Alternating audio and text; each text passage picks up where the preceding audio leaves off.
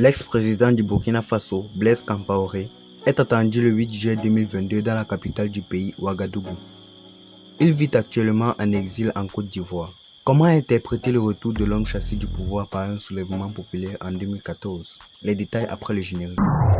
Tout d'abord, si vous êtes nouveau sur la chaîne, n'hésitez pas de vous abonner et d'activer la cloche de notification pour ne pas rater nos prochaines vidéos.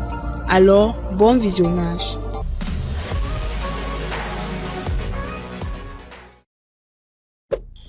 Cela fait 8 ans qu'il ne s'est pas rendu dans son pays natal. L'ancien président du Burkina Faso, Blaise Compaoré, condamné par contumace à la prison à perpétuité en avril dernier par un tribunal militaire de son pays, est attendu à Ouagadougou en fin de semaine. Il doit rencontrer les autorités militaires au pouvoir depuis le coup d'état du mois de janvier.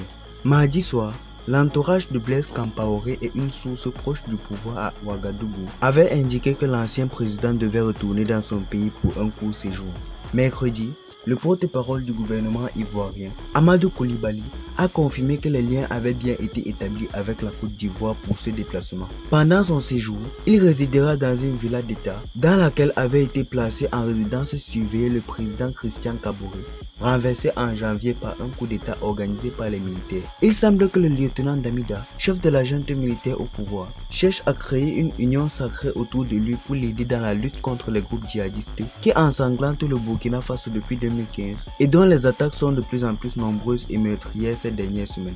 Le président Compaoré avait été contraint de partir en exil en Côte d'Ivoire en octobre 2014 au lendemain de violentes émeutes populaires et sous la pression de l'armée et de l'opposition qui s'opposaient fermement à sa volonté de rester au pouvoir qu'il détenait depuis 1987. Le 6 avril dernier, il a été condamné par contumace à la prison à perpétuité à l'issue d'un procès de 6 mois devant le tribunal militaire de Ouagadougou pour son rôle dans l'assassinat de son prédécesseur Thomas Sankara lors d'un coup d'état qu'il a porté au pouvoir cette année-là. En 27 ans de règne, Blaise Compaoré a réussi à préserver son pays des attaques djihadistes. Sa venue annonce-t-elle donc de jours meilleurs? Vos réponses sont attendues dans les commentaires. N'oubliez surtout pas de vous abonner et d'activer la cloche de notification et de laisser un like si le contenu vous a plu. Bye et à la prochaine pour de nouvelles vidéos.